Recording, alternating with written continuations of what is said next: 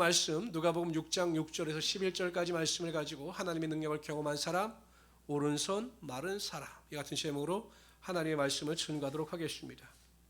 오늘 저와 여러분이 읽은 이 본문 내용은 누가복음뿐만 아니라 다른 공간복음서인 마태복음과 마가복음에도 그 내용이 나옵니다. 마태복음 13장, 마가복음 3장에 이 똑같은 내용이 나타나고 있습니다. 그러니까 그 당시에 이 손 마른 사람의 치유에 대한 그 이야기는 많은 사람들 사이에 회자되고 있었던 내용인 것입니다. 그런데 오늘 저와 여러분이 읽은 이 누가복음의 저자인 누가는 직업이 의사입니다. 의사. 그래서 그런지 마태나 마가가 기록하지 않은 내용을 기록합니다. 그 내용이 무엇이냐? 손이 말랐는데 그 손이 오른손이었다는 것입니다. 오른손. 구체적으로 오른손이 말랐다. 이렇게 기록하고 있습니다. 우리가 보통 성경 66권을 정경이라고도 칭한다. 정경. 성경을 정경하는 과정 가운데 채택되지 못한 성경들도 있어요. 그것을 외경이라고도 하는데 그 외경 중에는 히브리인의 복음서라고 하는 이 외경이 있습니다. 그 안에 보면 오늘 본문에 나오는 오른손 마른 자의 직업이 석공, 돌을 다루는 사람이었다라고 기록하고 있습니다. 그러니까 돌을 다듬고 돌을 쌓아서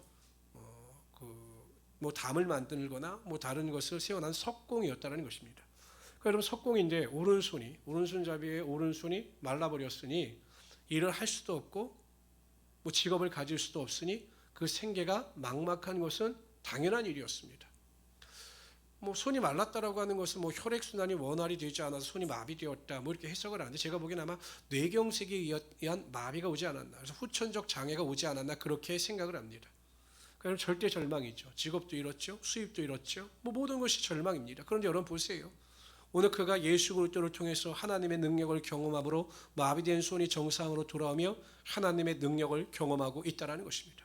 예수 그리스도를 만나기 전까지는 하나님의 능력을 경험하기 전까지는 절대 절망의 상황이었지만 하나님의 능력을 경험함으로 말미암아 절대 소망과 절대 기쁨의 삶을 경험할 수 있게 되었다는 것입니다. 그래서 과연 이 손 마른 자, 오른손 마른 자가 어떻게 하나님의 능력을 경험할 수 있었는가에 대하여 살펴보라 함께 은혜를 나누고자 합니다. 첫 번째로 이 오른손 마른 자가 하나님의 능력을 경험할 수 있었던 이유는 그가 손이 마비되는 장애를 가지고 있었기 때문이죠. 좀 역설적이죠. 만약에 여러분 이 오른손이 마른 자의 삶에 전혀 문제가 없었다면, 모든 신체가 정상적이었고 정상적인 삶을 살았더라면 이 사람이 예수 그리스도 앞에 나올 이유도 없었고 그래서 하나님의 능력을 경험할 수도 없었을 것입니다. 이가 장애가 있었기 때문에 하나님 앞에 나왔고 예수 그리스도의 가르치심을 통해서 또한 믿음을 가지고 그의 마른 손이 회복되어지는 하나님의 능력을 경험할 수가 있었던 것입니다. 대부분의 사람들은 내가 가지고 있는 결핍, 내가 가지고 있는 문제, 내가 가지고 있는 환난, 이 장애가 내 삶의 실패로 다가오고 그래서 내 삶이 황폐하게 될 것이다 라고 하는 막연한 두려움이 있습니다. 내가 삶에 뭔가 부족하고 어려움을 당하게 되고 고난과 환난을 당하게 되면 내 삶이 실패로 점철되어지고 결국엔 내 삶이 황폐하게 될 것이다 라고 하는 생각을 가지고 있습니다. 그러나 여러분 절대 그렇지 않습니다. 그러한 어려움 속에서도 길을 찾고자 노력하고 하나님의 도우심을 바라보며 나의 결핍과 궁핍 앞에 낙심하지 아니하며 소망을 가지고 나가는 자들에게는 하나님께서 그와 함께하여 주셔서 하나님의 능력이 나타나게 하여 주시는 것입니다. 여러분 복음서에 보세요. 예수 그리스도 앞에 나와서 하나님의 능력을 경험한 사람들 가운데 정말 온전한 사람이 얼마나 있었습니까? 부족하지 않은 사람들이 얼마나 있었습니까? 12회로 혈루증을 앓던 여인은 육체적인 질병의 고통뿐만 아니라 경제적으로 큰 고통, 결핍의 삶을 살았습니다.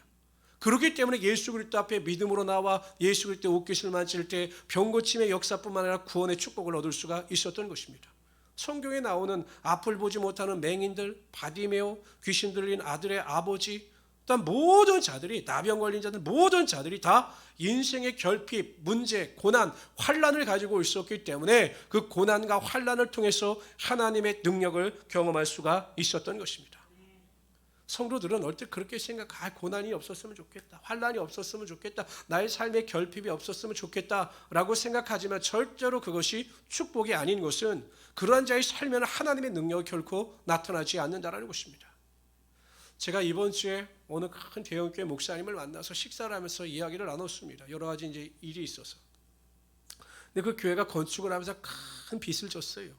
뭐 엄청난 빚입니다. 지금도 많이 갚았지만 여전히 큰 빚이 남아 있어요. 그래서 그 교회 빚 때문에 말씀을 나누다가 제가 그 말씀을 드렸습니다. 아유 목사님, 그 빚 때문에 많은 어려움이 있으시겠어요. 또 조금 스트레스도 받으시겠어요. 라고 말씀을 드렸더니 이 목사님이 이렇게 말씀하시는 거예요. 예전에는 교회 빚 때문에 내가 스트레스도 받고 이 교회 빚 때문에 큰 어려움도 있었지만 요즘에 바꿔서 생각하면 오히려 교회 빚이 자식에게는 축복이라는 것입니다. 왜 그렇게 생각하세요? 라고 여쭤봤더니 그 교회의 빚 때문에 하나님께 나아가 궁유를 구하고 하나님 앞에 간절히 기도함으로 말미암아 오히려 하나님과의 관계가 더 견고하게 됐다는 것입니다. 만약에 빚이 없고 교회에 그냥 문제가 없었더라면 내가 하나님 앞에 나가 그렇게 간절히 부르짖지 못했을 것인데 그 교회에 빚이 있고 어려움이 있으니까 하나님 앞에 간절히 기도함으로 하나님과의 관계가 견고해지고 하나님의 축복을 경험하게 되었다라고 말씀을 하셨습니다. 맞는 말이에요. 맞는 말이에요. 우리는 문제가 없기를 바랍니다. 결핍이 없기를 바랍니다. 항상 평안한 삶을 살기를 원합니다. 좋지요. 그렇게 살아가는 것도 하나님의 축복입니다. 그러나 신앙에 야속은 없어요.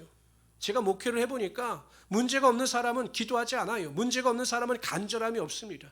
문제가 있고 어려움이 있고 결핍이 있어야 그 문제를 위하여 하나님 앞에 더 가까이 나가게 되고 하나님 앞에 간절히 기도할 때 하나님께서 그 문제보다 더 큰 축복과 영광이 우리의 삶 가운데 나타나게 하여 주십니다. 그것을 경험할 수 있어야 한다는 것이에요. 그런 사람들은 문제를 만날 때마다 오히려 기뻐합니다. 기대합니다. 소망이 있습니다. 불안해하지 않습니다.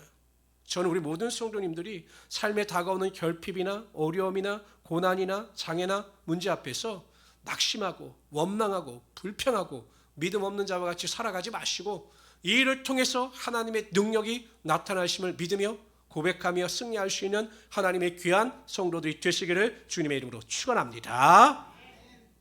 두 번째로요, 오른손 마른 자가 하나님의 능력을 경험할 수 있었던 이유는 그가 은혜의 자리, 축복의 자리에 있었기 때문입니다. 1절에 보면 예수님께서 안식일에 회당에 들어가 가르치실 때 오른손 마른 자가 그 자리에 앉아 있었다라고 기록하고 있습니다. 앉아 있었다. 여러분, 이 오른손 마른 자는 장애가 있었지만 누구의 강압에 의해서 그 자리에 나간 것이 아니라 사모하는 마음을 가지고 그 자리에 앉아 있었던 것입니다. 자발적으로 사모하는 마음을 가지고 그 자리에 앉아 있었기 때문에 그가 병고침의 능력, 하나님의 능력을 경험할 수가 있었던 것이죠.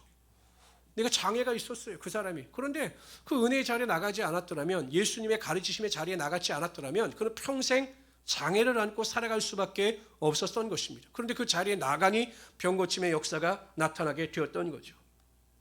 이번 주 금요일 날 정말 나라와 민족을 걱정하시는 안양 기독교 연합회 목사님들이 모여서 우리 정말 나라와 민족을 위해서 기도하자. 정말 이 갈등이 치유되어지고 정말 하나님께서 기뻐하시는 나라가 될 수 있게 해달라고 정말 그렇게 순수한 마음을 가지고 모여서 기도했습니다.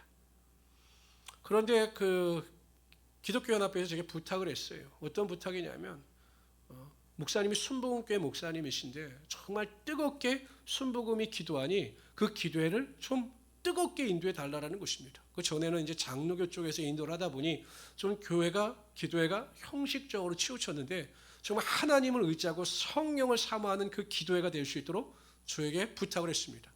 솔직히 부담이 되죠. 그 전까지는 어떻게 기도회를 인도했는지 제가 잘 모르지만 정말 이게 뭐 정말 감리나 이쪽에서 성령 충만하지 않거나 성령의 능력을 사모하지 않는 목사님들이 기도하면 제가 기도회 가보면 기도회가 길질 않아요. 저도 이렇게 기도회 참석해보면. 제가 굉장히 걱정을 했어요. 나 혼자 그냥 힘든 게 아닌가. 근데 제가 기도회를 인도하려고 딱 관계성에 올라왔는데 목사님들은 알아요. 성령의 강권하심이 느껴지더라고요. 아, 성령께서 역사하시겠구나 라는 그 마음이 또한 그 은혜가 임하더라고요.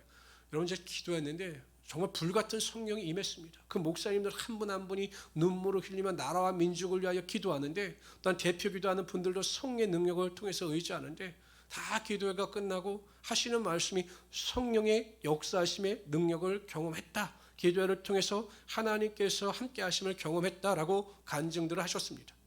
제가 생각해 봤어요. 왜 그러한 은혜와 능력이 임했을까? 한 가지 이유밖에 없습니다. 사모하여 그 자리에 참석했기 때문에. 나라와 민족을 걱정하는 마음을 가지고 안양시 교회, 기독교 교회들을 걱정하는 마음을 가지고 사모하여 그 자리에 참석했기 때문에 하나님께서 강권적으로 그 자리 가운데 은혜가 임하게 하여 주셨던 것입니다. 여러분, 숯불을 생각해 보세요. 열기가 떨어진 숯불은 모아놓아봤자 그 숯불의 역할을 감당하지 못해요. 그러나 숯불 하나하나가 뜨겁게 타오르는 숯불들은 모아놓으면 하나하나의 숯불의 화력, 하나하나를 모아놓은 그 숯불의 화력보다 더 갑절로 그 화력이 강해지게 되는 것입니다. 마찬가지예요. 우리가 주일날 예배를 사모하고 모든 금요기도의 예배를 사모하여 모인 자들, 숯불과 같이 강한 은혜와 능력을 사모한 자들이 모여서 예배하고 기도하고 하나님께 찬양하면 하나님께서 그 모임 가운데 강권적인 하나님의 역사가 나타나게 하여 주시는 것입니다. 하나님께서 여러분 오순절날 마가의 다락방에 성령의 불이 임하게 하여 주셨듯이 사모하여 모인 자들에게는 지금도 역사하셔서 병고침의 역사도 나타나게 하시고 문제 해결의 능력도 나타나게 하시고 마음속에 있는 모든 불안과 초조감이 떠나가게 하시며 예배를 통해서 절대적인 평강의 능력을 허락하여 주시는 것입니다. 근데 왜 그 능력을 맛보지 못하느냐? 사모함이 없기 때문에 그래요. 사모함이. 지금도 하나님께서는 예배를 통해서 하나님의 능력과 권세를 행하시는 것입니다. 저는 우리 모든 성도님들이 정말 행복한 우리 순복음교회 우리 모든 성도님들은 제가 이런 말을 잘 안 했는데 정말 생명을 걸고 나는 예배에 참석한다. 나의 모든 것을 예배 가운데 쏟아놓겠다. 라고 하는 간절한 마음을 가지고 사모하는 마음을 가지고 예배에 참석하심으로 하나님께서 하늘의 문을 여시고 또 지금도 부어주시는 하나님의 축복과 능력을 맛보며 살아갈 수 있는 하나님의 귀한 성도이 되시기를 주님의 이름으로 축원합니다. 세 번째로 손마른 자가 하나님의 능력을 경험할 수 있었던 이유는 그 자리에 있는 서기관들과 바리새인들을 두려워하지 않았기 때문입니다. 예수님께서요, 그 사람이 어디에 앉아 있었는지 모르겠지만 명령하셔요. 가운데로 와서 일어나 가운데로 와서 서라 이렇게 명령하십니다.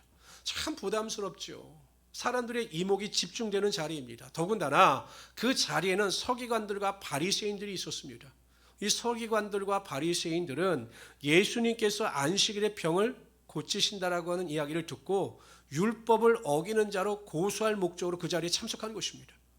근데 여러분 만약에 이 손이 마른 자가 예수님의 명령에 순종하여 그대로 행했더라면 아마 서기관들과 그 바리새인들이 그 사람을 예수님과 동일시하지 않겠습니까?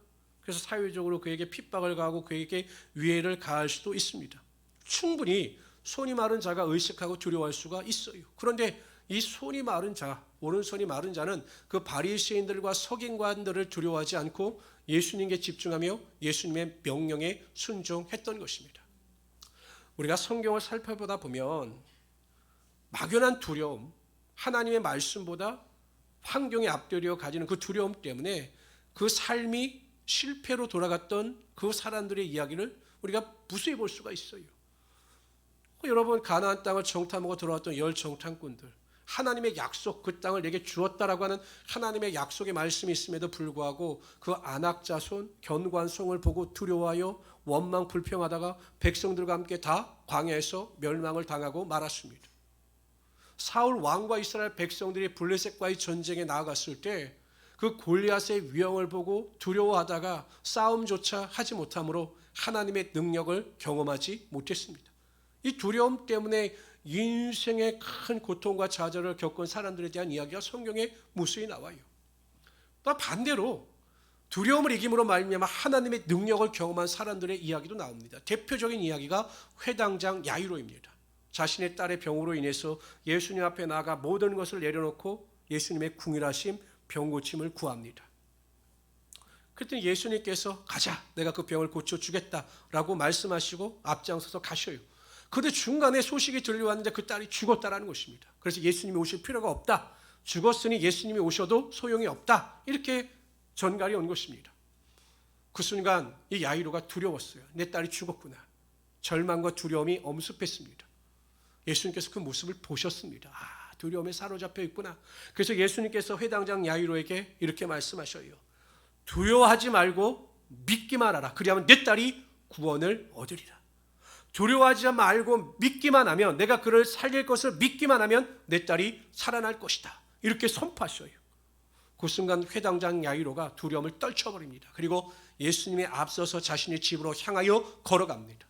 어떤 일이 벌어집니까? 예수님께서 죽은 그 회당장 야이로의 딸을 살리시고 하나님의 능력을 나타내 보이셨던 것입니다.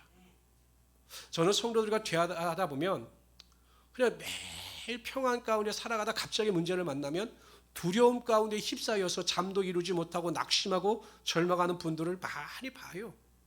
이해는 가지요. 이해는 가요. 그럴 수도 있겠다. 인간이기 때문에. 그러나 두려움에 사로잡혀 있는 자들, 그래서 믿음을 망각한 채 살아가는 자들에게는 결코 하나님의 능력이 임하지 않는 것입니다. 그렇다면 어떻게 우리가 두려움을 이길 수 있을까? 많은 문제가 있잖아요. 우리가 살아가고 있을 때 지금도 제가 기도 제목을 보면 많은 문제들이 있어요. 그런데 그 문제 가운데 우리가 두려워하지 아니하고 평안 가운데 살아갈 수 있는 방법은 무엇인가? 요한일서 4장 18절에 그 해답이 있습니다. 다 같이 읽어봅시다. 시작. 사랑 안에 두려움이 없고 온전한 사랑이 두려움을 내쫓나니 두려움에는 형벌이 있습니다. 두려워하는 자는 사랑 안에서 온전히 이루지 못하였느니라. 사랑이라는 거예요. 사랑. 어떤 사랑입니까? 하나님께서 나를 사랑하시되 끝까지 포기하지 아니하고 여전히 사랑하신다라고 하는 사랑입니다.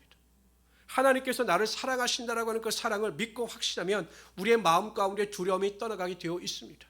뿐만 아니라 내가 하나님을 목숨을 다하고 마음을 다하고 뜻을 다하여 사랑하면 하나님의 약속이 믿어지고 하나님의 약속에 확신이 들어감으로 말미암아 우리 마음 가운데 있는 모든 두려움이 다 떠나가게 되어 있는 것입니다. 제 아들이 어렸을 때 보면 조금만 높은 책상에 있어서 못 뛰어내리죠. 왜냐하면 겁이 나니까. 떨어지면 문제가 생길 수 있으니까 못 뛰어내려요. 그러나 제가 팔을 크게 펴고 나에게 뛰어내려라, 책상에 뛰어내려 라고 하면 아들은 자신 있게 뛰어내려요. 왜 그럴까요? 아버지가 나를 사랑해서 나를 받아줄 것을 믿기 때문에 그 책상의 높이가 두려우지 않은 거예요. 그것을 의심하는 아들은 없어요. 그리고 아버지는 그 아들을 받아줍니다. 하나님께서 나를 사랑하신다. 정말로 여전히 사랑하신다. 나를 끝까지 사랑하신다. 이러한 믿음이 있는 성도들은 두려워하지 않아요. 하나님께서 나를 사랑하신다라고 하는 그 믿음이 없기 때문에 조그만 문제 앞에서도 쓰러지고 넘어지고 낙심하고 절망하면서 살아가게 된다는 것입니다. 이사야서 41장 10절에서 하나님께서 분명히 말씀하셨습니다. 두려워 말라, 내가 너와 함께함이라. 놀라지 말라, 나는 내 하나님이 됨이라. 내가 너를 굳세게 하리라. 참으로 너를 도와주리라. 참으로 너의 의로운 오른손으로 너를 붙들리라. 이사야를 통해서 말씀하셨던 하나님은 지금도 여전히 우리를 향하여 말씀하고 계신 것입니다. 어떠한 어려움을 당한다 할지라도, 마음에 고통을 당한다 할지라도 하나님께서 나를 사랑하신다라고 하는 이 믿음을 가지고 두려움을 이기면서 하나님 앞에 나아가심으로 하나님의 큰 능력을 맛보며 살아갈 수 있는 하나님의 귀한 성도들이 되시기를 주님의 이름으로 축원합니다.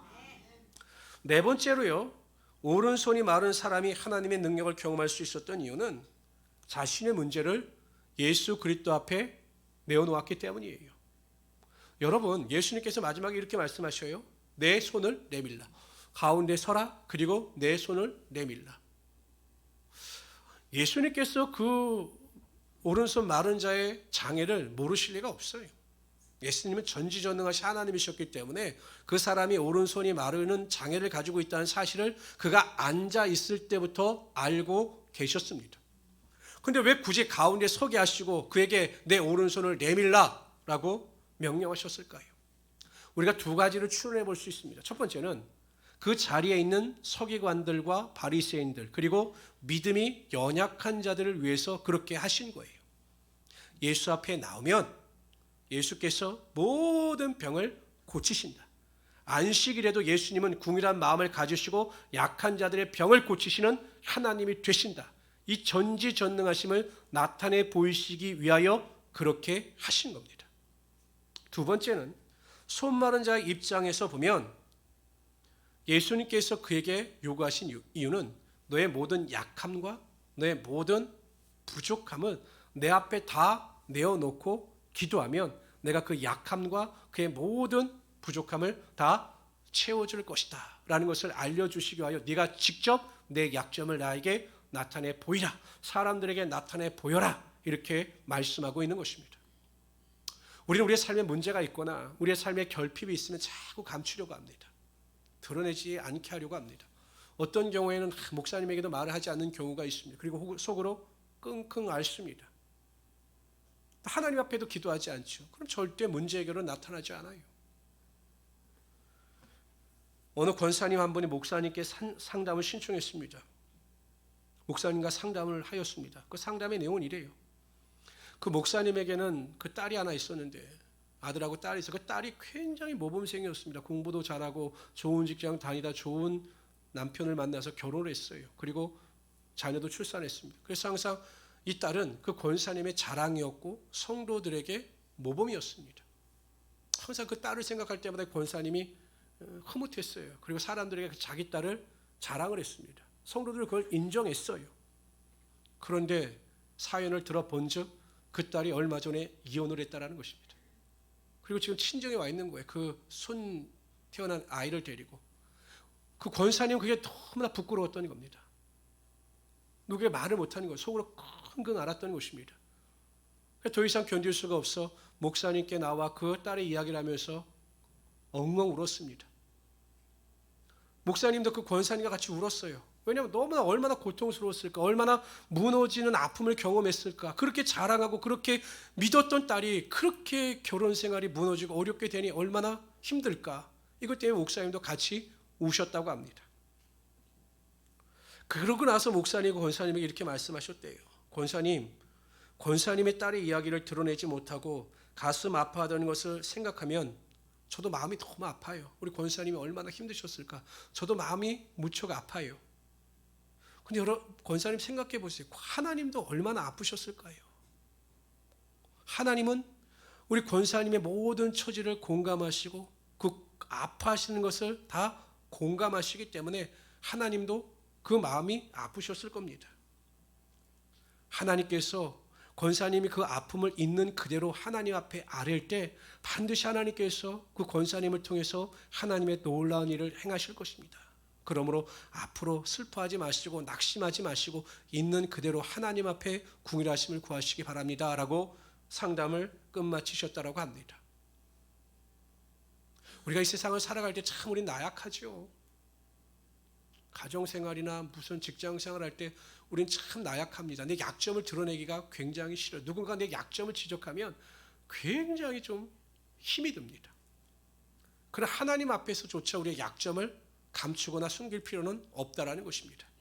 히브리서 4장 12절에 보면 이렇게 말씀하십니다. 다 같이 읽어봅시다. 시작. 우리에게 있는 대제사장은 우리의 연약함을 동정하지 못하실 리가 아니요 모든 일에 우리와 똑같이 시험을 받으신 이로되 죄는 없으시니라.